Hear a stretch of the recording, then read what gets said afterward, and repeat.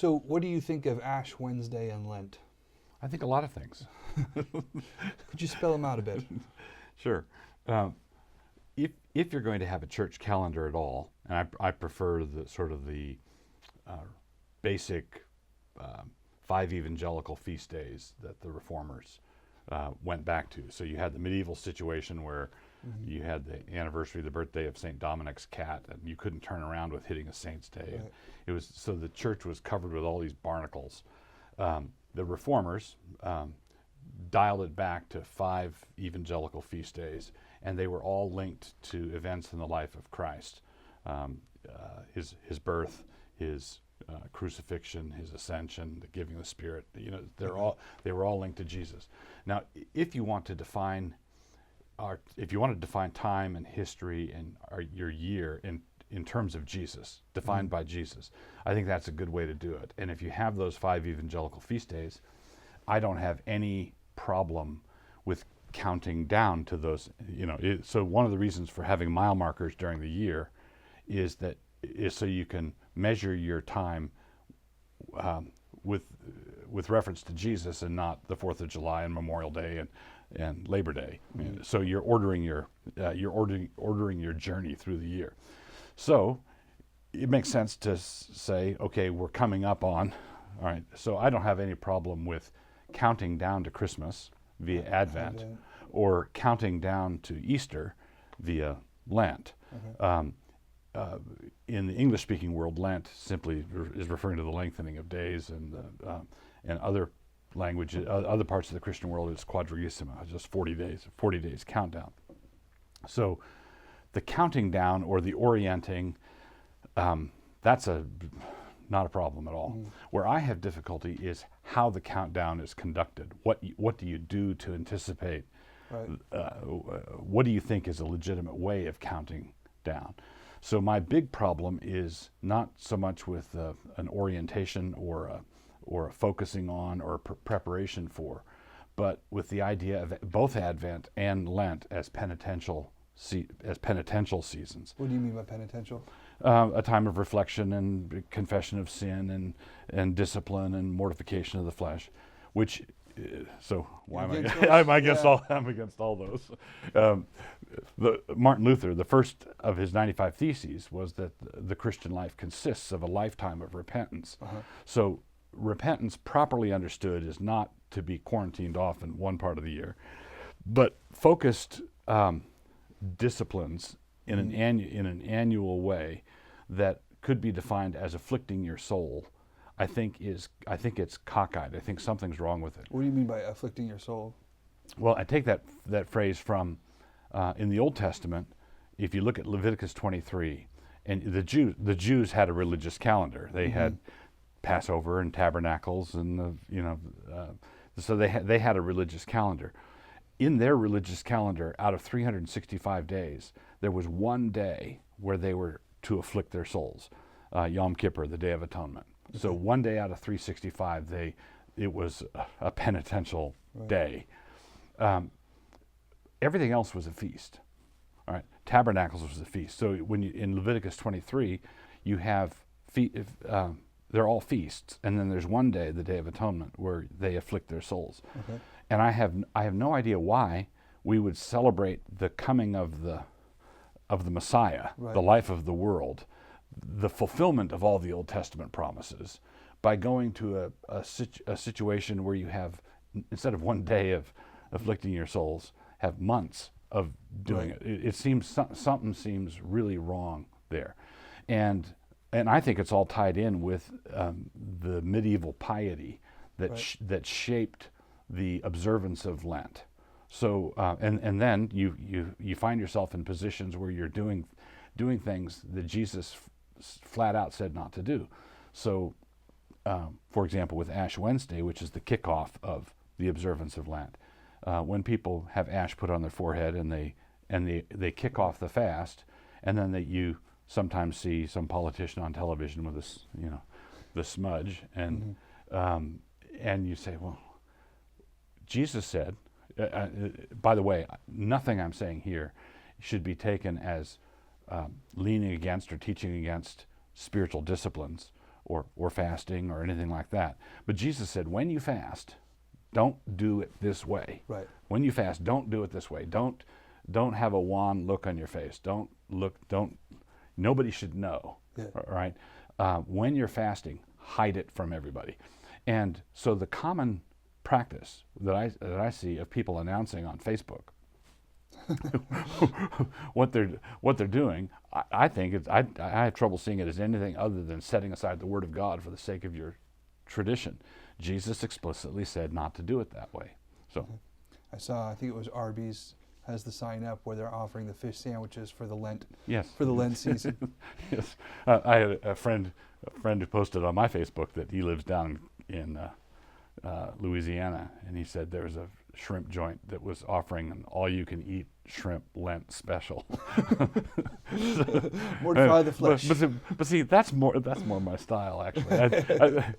I believe that anticipation of Easter and anticipation of Christmas ought to be excitement and joy and pleasure. So in our household we have a modest Advent observance. We don't observe Lent, and part of the reason for this is because not one person in 10,000 in America could tell you that Advent is a penitential season, and that's because American consumerism has sort of washed over the whole Christmas season. Yeah. So you can celebrate Advent and just do it in a joyful, anticipatory countdown kind of way, and nobody says, "Hey, what are you doing? That's not Advent." Right. In our house, in our Sabbath dinner, every week, Nancy lights a candle for each week of Advent. And this last year, where all the grandkids there, the whole family's there, when she lit the last Advent candle right before Christmas, when she lit the last one, all the grandkids spontaneously burst into applause. I think that's the kind of anticipation I think it ought to be. Sure. With Lent, if you said to your average non-Christian, "I'm observing Lent," everybody would know to ask, "What are you giving up?" So the false understanding of Lent, I think, is very, very common, and so it's very hard to step into it and celebrate it without a lot of work to redefine it. And then everybody, the people all over the world who are observing Lent the other way, are going to be telling you, "Hey, that's not Lent." Yeah. And so you were connecting the this misguided way of celebrating Lent, this afflicting the soul, with the medieval, with sort of a medieval view. And then, so it's no coincidence then, as the Reformers, they knock off Advent and a number of these other elements of the calendar, at the same time that they're recovering a certain view of the doctrine of justification.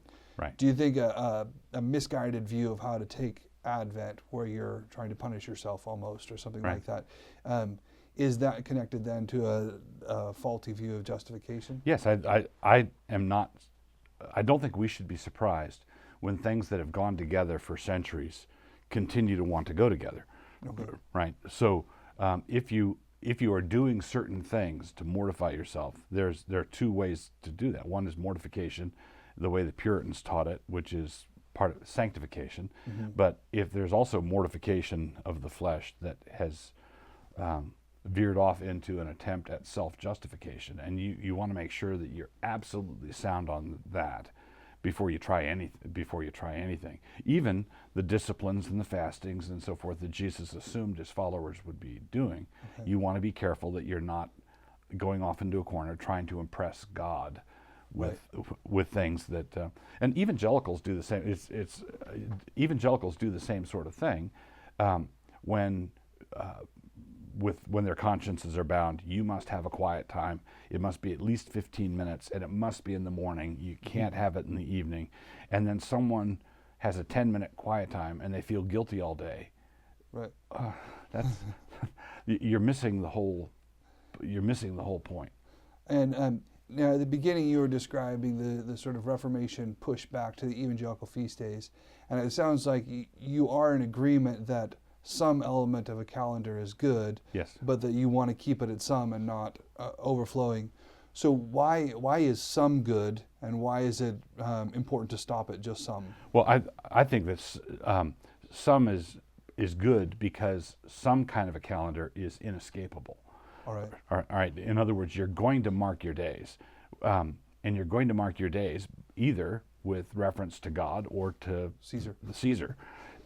So if you just leave a vacuum, if you just say, okay, every day is alike, and you just leave it entirely alone, then Caesar, the secularists, they're going to come in and they're going to define your time for you. Okay. So I think that we must observe a Christian calendar just out of obedience to taking every thought captive, as Paul says in 2 Corinthians. So I regard observing a church calendar in a basic God-honoring, Christ-honoring sense as not just okay. I think it's necessary. But it's also necessary when you do that to guard against the pitfalls that previous generations of Christians fell into. And one of those temptations is if one's good, two's better. So I want to honor Jesus in the calendar because I think the only alternative is honoring someone else. So I want to honor Jesus, but I don't want to honor him in such a way or to such an extent that that honor of Christ begins to dishonor him, which is what happened in the incrustations of the medieval period. Okay, and then you were contrasting sort of a Puritan view of mortification, which could involve fasting and things like that, with this other view. What would a good, robust, kind of puritanical in the good way mortification of flesh with involving something like fasting look like? I would say first, I should also say that in subsequent centuries after the Reformation, there were ostensible heirs of the Puritans who simply fell into the same mistake the medieval Christians had done, but with different decorations. They insisted on different things, and they had the wrong end of the stick. But if someone is observing the spiritual disciplines, reading their Bible, praying to God in secret, and the God who sees in secret will reward you openly, fasting as appropriate, and sometimes it can be a coordinated fast with the people of God, as when in preparations for ordinations, like in Acts, or there are things like that. Or when the Ninevites fasted, that was because of a calamity that was coming upon them. So when the president, when I wrote on this on my blog, I said if the president announced that an asteroid was going to land on Kansas City and asked everybody to pray and fast, you could do that publicly without anybody doing the religious showboating thing. Right. It's a crisis, right? Sackcloth and ashes makes sense there in a public way. But if it's part of the cycle or spiritual discipline, everybody who knows a person ought to think that they're the jolliest person they've met. They don't know about their fasting. They don't know about their philanthropic giving. Their right hand doesn't know what the left hand is doing. Jesus said to hide stuff like that.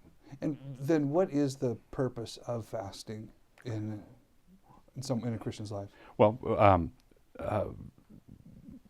I believe there are several things you can see in Corinthians where Paul permits short sexual fasts in conjunction with a food fast, and the whole point is discipline, focus.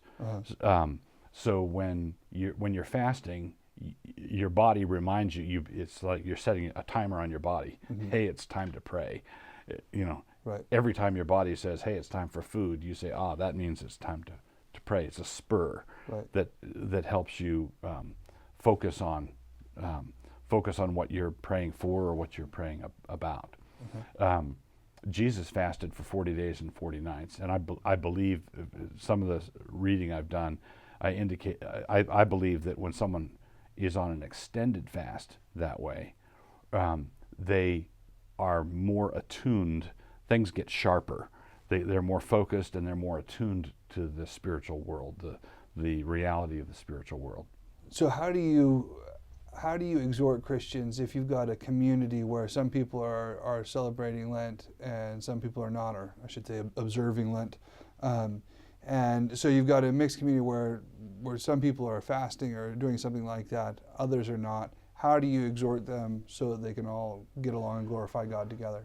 I would exhort them two ways. One, if the people who are observing Lent are taking care to hide it, then you're not going to have a lot of the problems that come up. The problems that come up are if there's a showboating side. If there's a showboating side or obvious sort of a flamboyant guess what I'm not doing, guess what I'm giving up for Lent. Or an attempt to bind one another's conscience with it. Right, or the other person says, well, yeah, look at me eat these 20 tacos. All right, so you've got that sort of thing. The other thing is that we have, fortunately, explicit instructions in the New Testament on this. One man considers every day alike. Another man thinks one day is more special than another. And the Pauline injunction is to leave one another alone. So as long as there's no imperialism, all right, so as long as there's no imperialism, and as long as there's no false understanding of food, creation, God's goodness, that should be fought.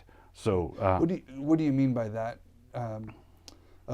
How does a false understanding of food and creation creep into something like Lent? If you're the kind of person who believes that God is looking down on planet Earth, trying to find someone who's having a good time and then telling him to stop it, if you think that God's a skinflint, if you think that God doesn't like you, if you think that, and then maybe if I give this up, he will like me, that's the false religion from the pit. God, and I think we ought to fight that tooth and nail. I don't think we ought to fight just calendar observances. Right. So, if you've got a friend who grew up Episcopal and he's, Lent is just, or Lutheran, and Lent's just a normal part of the thing, and he's not a showboater, he loves Jesus and everything. I think the last thing in the world you ought to collide about is the observance of a day. Right? That's so Paul says, just don't collide over that. It's more the attitude that you're using. So this is why Paul can say in one place, if it will keep a brother from stumbling, I'll not drink wine, I'll not eat meat forever, if it will keep a brother from stumbling. And then he says in Colossians, why do you submit to decrees, saying do not handle, do not taste, do not touch? He says, these are of no value in checking fleshly indulgence. So there's a regimen that people want to impose that I think ought to be fought, publicly opposed, and say, no, we don't want that attitude taking root in the church. We just don't want it. But if you don't have that attitude, and you're just simply counting down to Easter, and you're just excited about Easter, and then, man, God bless you. Right.